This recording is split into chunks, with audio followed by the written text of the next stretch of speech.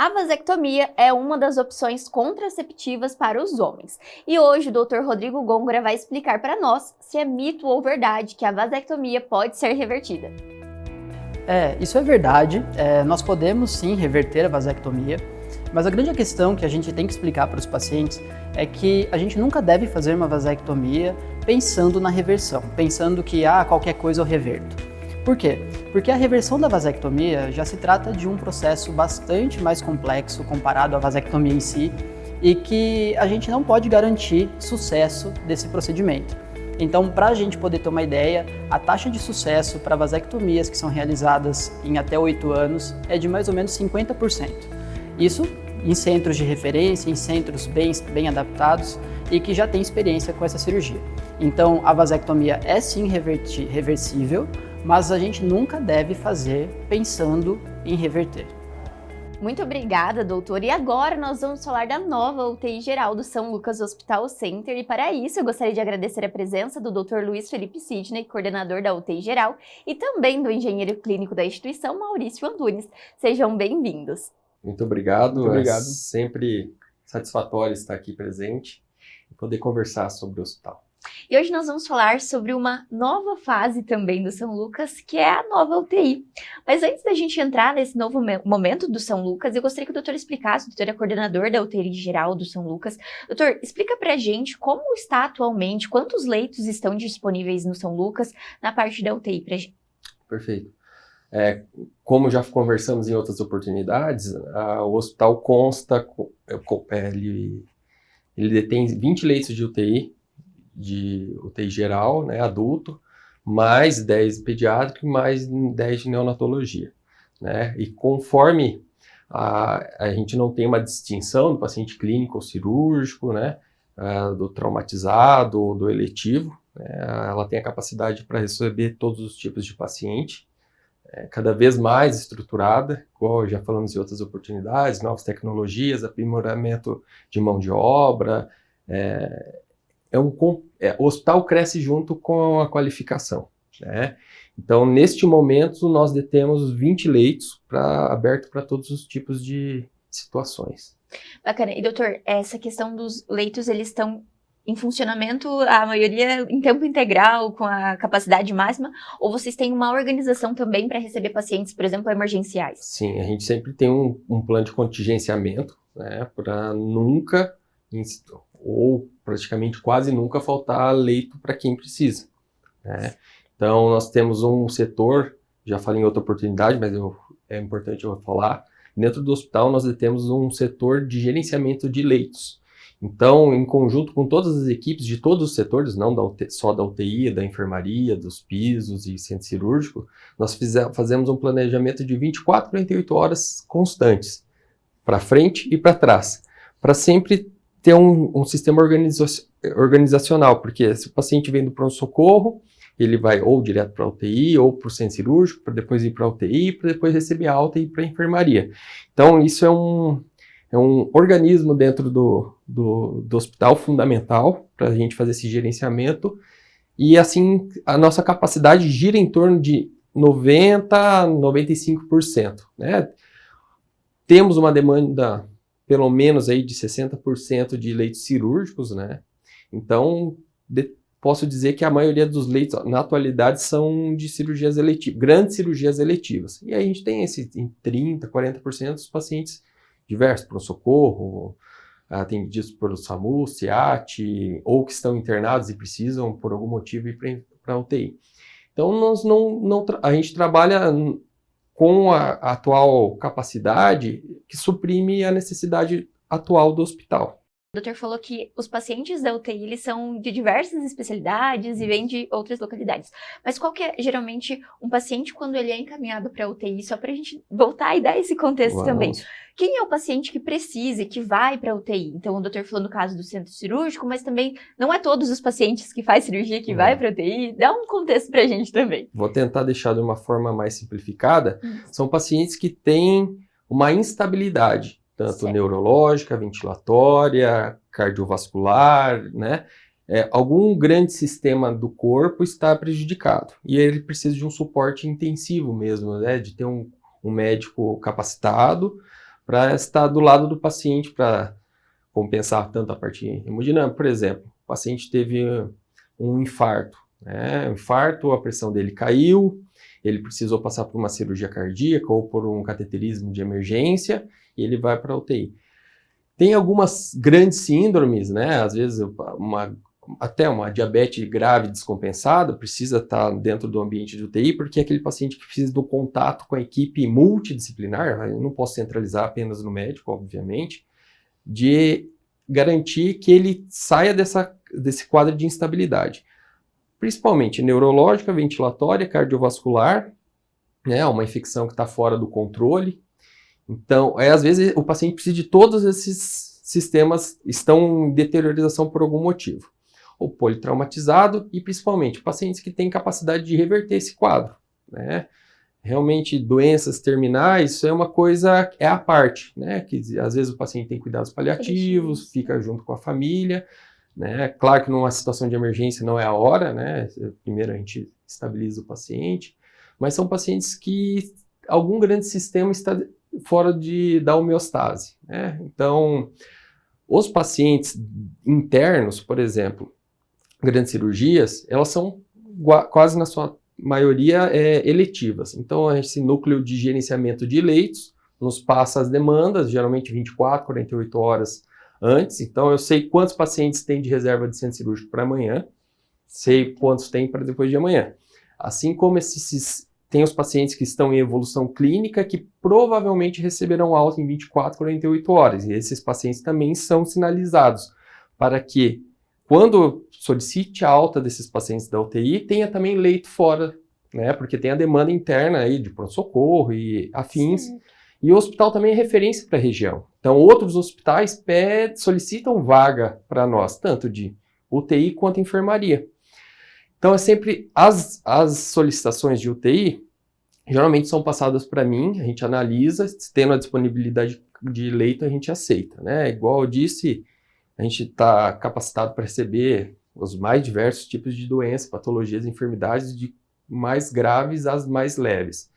Então, com essa organização de entrada e saída de pacientes, a atual estrutura, nós conseguimos dar demanda para isso.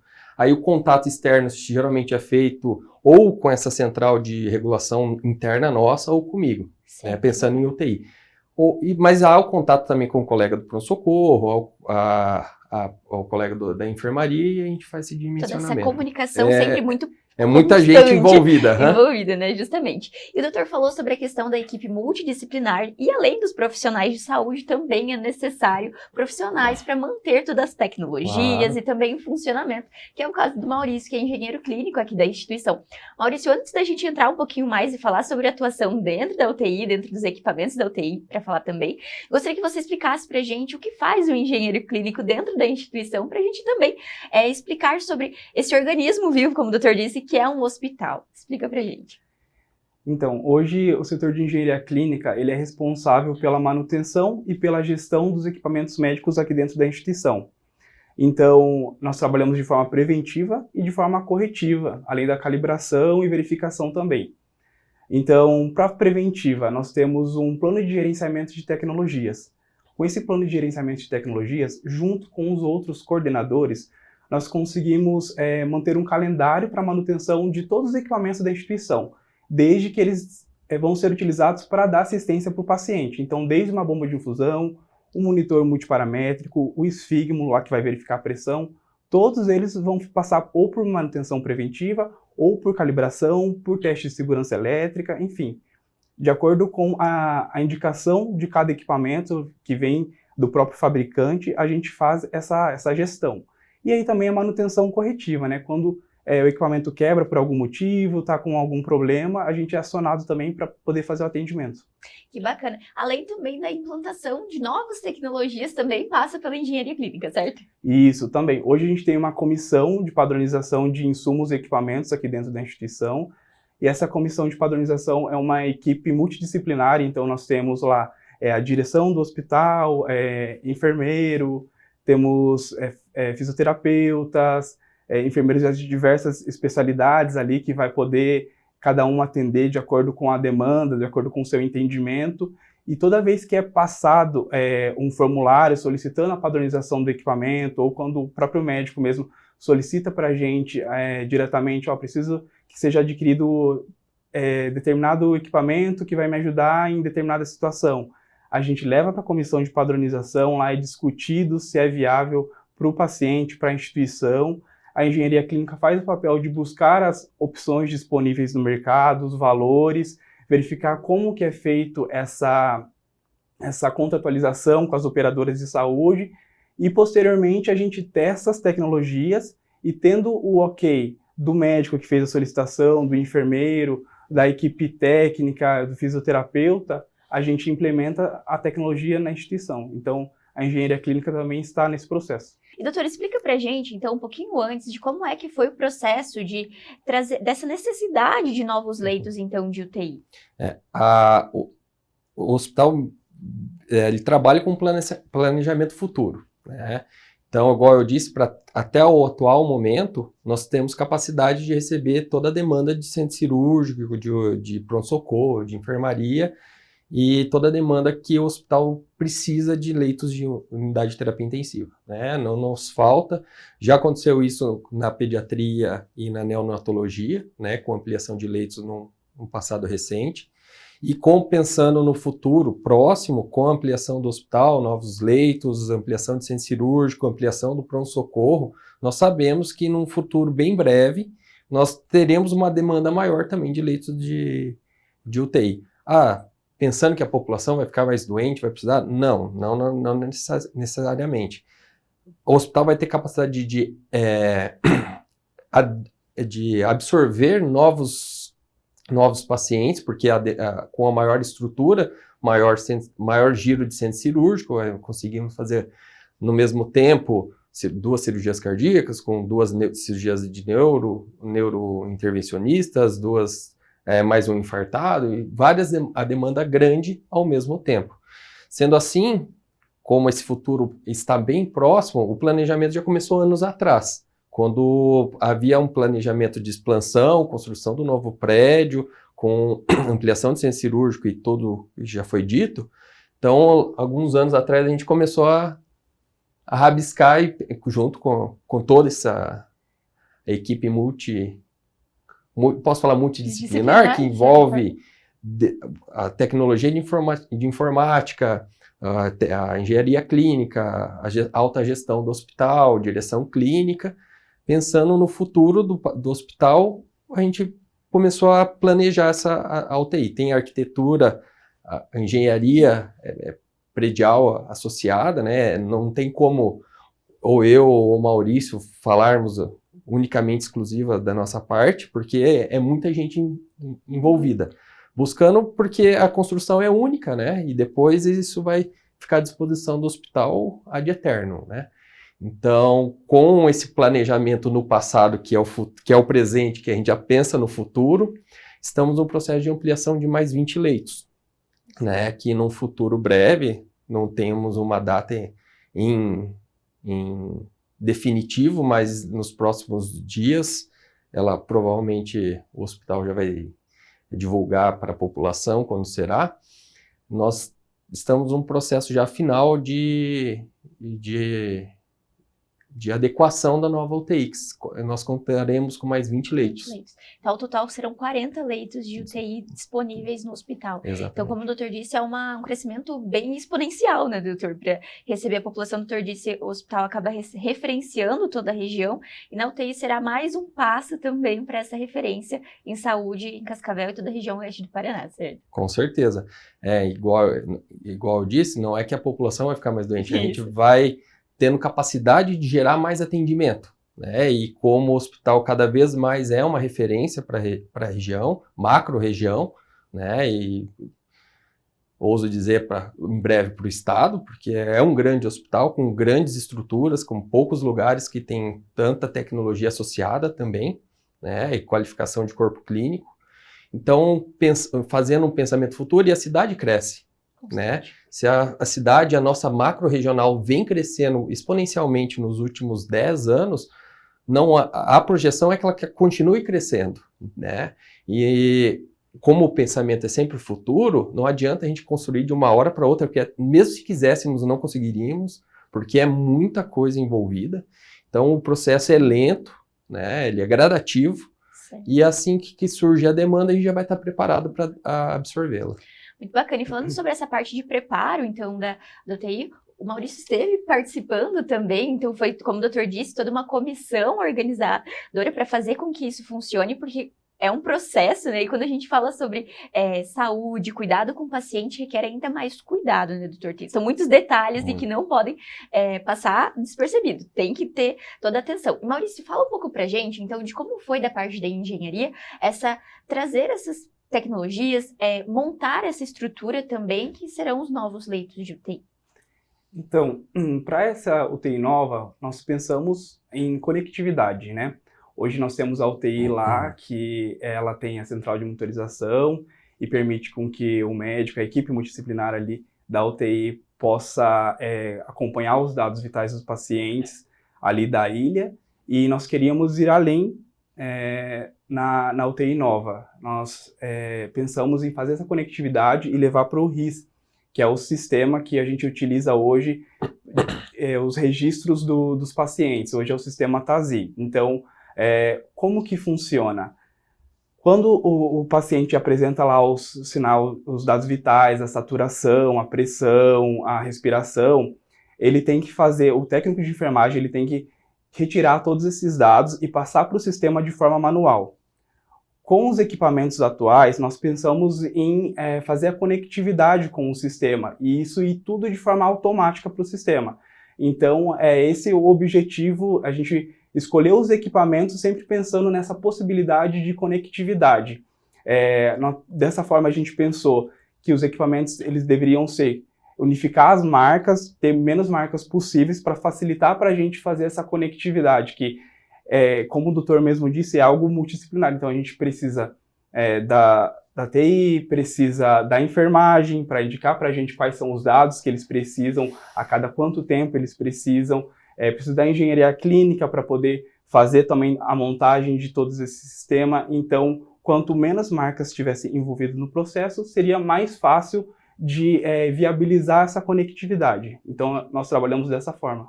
Que bacana. E são 20 leitos, então foi um trabalho que demandou bastante planejamento mesmo, né? De toda a equipe, bastante gente envolvida, como já foi dito anteriormente. E Maurício, hoje como que está a situação atual? Então, hoje a gente já está com todos os leitos... Como que tá o processo mesmo de funcionamento? Já está quase pronto? Explica um pouquinho pra gente também. Digamos que a gente está ali em 60%, 70%, né? Nós já estamos com as camas lá no local, já estamos com os monitores multiparamétricos, com as estativas instaladas. O próximo passo agora vai chegar os ventiladores, os ventilador pulmonar, e aí posteriormente a gente vai também fazer essa integração, finalizar essa integração, que eu preciso que todos os equipamentos estejam aqui para que a gente consiga fazer a integração e testar ela. Acho que já anteriormente eu comentei com o doutor essa questão da visão de fora, que muitas vezes as pessoas têm da UTI, mas ela precisa dessa comunicação e dessa fluidez muito importante para que todos os pacientes... a gente teve a possibilidade de conhecer a UTI, então todas as camas são próximas e a equipe está no centro observando todos. Então essa comunicação e até mesmo a disposição é muito importante, estrutural, para que a equipe esteja funcionando, né, doutor? Isso tudo foi muito bem pensado desde a UTI atual, né? Ela foi planejada também, apesar de anos atrás, mas extremamente bem planejada. Ela vai continuar em funcionamento, porque a estrutura é excelente, né?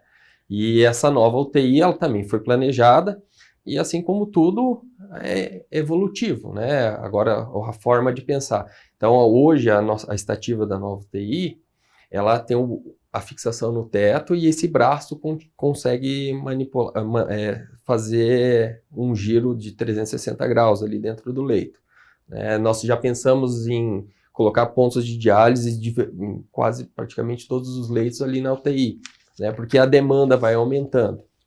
Então, os monitores que a gente havia pensado, que já fizemos a compra, havia sido trocado já, a gente até comentou em outra oportunidade para a UTI, também terão nessa nova UTI, porque são monitores de ponta, dão dados de da capacidade cardíaca do paciente, dados diversos que poucos monitores conseguem disponibilizar esses dados, que é muito importante para o cuidado do paciente, o refino, assim, a parte detalhista mesmo, sempre pensando no paciente. E a direção sempre teve muito do nosso lado pensando nisso, né? Porque, igual eu disse, todo mundo tem sua visão dentro da gestão hospitalar. Então, quando nós unimos todos os pontos de vista, entramos num senso comum, isso é muito importante.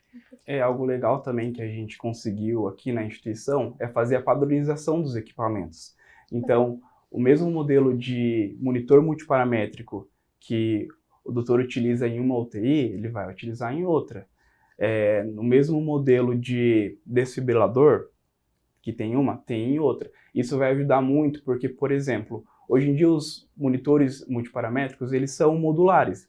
Então, de acordo com a necessidade clínica do paciente, o doutor vai definir quais são os parâmetros que ele precisa que seja monitorizado.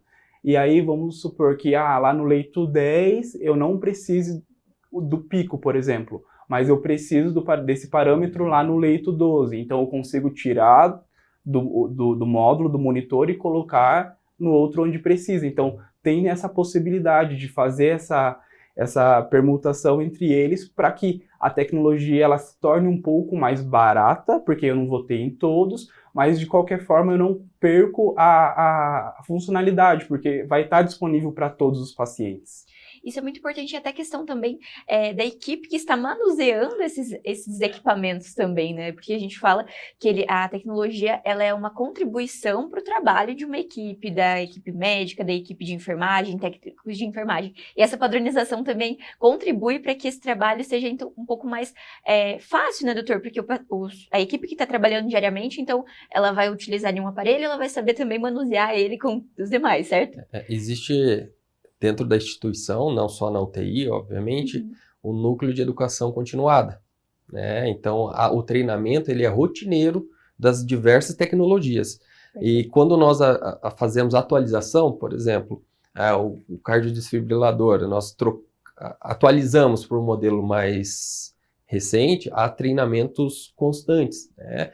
Porque a pessoa não pode aprender a mexer nele no momento de emergência, né? Mas nós fazemos treinamento do que às vezes pode se achar básico, como fazer treinamento de cuidados com dreno de tórax, porque o básico a gente tem que ser sempre revisado para nunca minimizar qualquer tipo de intercorrência que possa ocorrer. Então, desde do treinamento constante, né? Das coisas mais baixas e as mais avançadas, treinamento da nova estativa, nós fazemos, porque a equipe não pode descobrir como funciona no momento de emergência, né? A UTI é um ambiente que é controlado, né? Assim como o hospital. Então, existe também dentro da instituição um núcleo que faz esse tipo de treinamento. E, eventualmente, como eu tenho maior vivência na UTI, os equipamentos da UTI, a gente faz o treinamento junto com o Maurício, e assim também nos outros setores do hospital, porque cada setor do hospital tem sua nuance, né? O tipo, característica de atendimento. Então, há coisas que só há no centro cirúrgico, na UTI, nas enfermarias e assim por diante. Então, existe também um núcleo especializado em treinamentos constantes.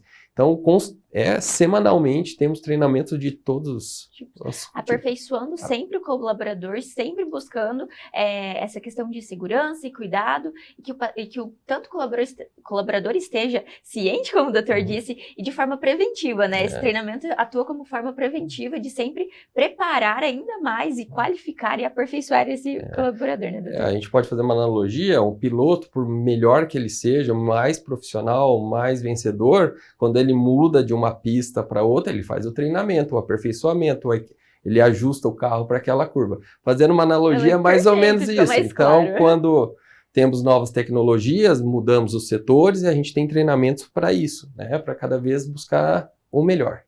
E agora vamos falar um pouquinho sobre a expectativa, então, dessa nova chegada desses novos leitos. Maurício, então, do ponto de vista da engenharia e também falando como colaborador e que está presente no São Lucas. Então, quais são as expectativas para esse novo momento, para esses novos leitos de UTI? Depois o doutor também pode complementar, que acredito que é um passo muito importante também do São Lucas e para a nossa população, para toda a nossa região, como nós já falamos também. Eu costumo dizer que um hospital, para você saber se um hospital ele está sempre atualizado, você tem que verificar se o hospital está sempre em reforma. E eu já estou aqui no São Lucas há 11 anos, acho que desses 11 anos ele sempre esteve em reforma. Então acho que é um diferencial muito grande, assim, sabe? O São Lucas, ele está sempre buscando novas tecnologias. E pensando em equipamentos médicos hospitalares que dão assistência ali para o paciente, eles são atualizados anualmente, a gente sempre tem novidades, né, no mercado, sempre tem coisas novas para a gente buscar, para a gente ir atrás, sempre tem um médico, fisioterapeuta, enfermeiro trazendo novas informações para a gente e pedindo para testar esses equipamentos. Então, assim, lá para a UTI nova, nossas expectativas são muito altas e que a gente está, assim, ansioso para ver essa integração toda funcionando, para ver o sistema todo sendo otimizado, e o paciente, com certeza, sendo atendido com maior segurança, né? Que esse é o objetivo. O foco maior da equipe, não posso falar nem só a minha, que é muito superficial falar assim, é o paciente. Né? Do paciente mais simples de ser tratado ao mais complexo. Né? Não há distinção. Então, quando a gente fala sobre a estrutura, as novas tecnologias, a gente está falando no início ao fim do paciente. Né? E para a população, né, para a minha família, para a sua, para os nossos amigos e para todos que moram na região e possam vir de outros lugares também, que já é uma realidade nossa, pacientes de outros estados vindo procurar atendimento e tratamento conosco. Eu falo conosco hospital, né, a fundação. É gratificante, causa muito orgulho para nós, porque nós estamos aqui há muitos anos e a gente veio crescer, a gente cresce junto com o hospital. Né, em conhecimento, em sabedoria, em experiência.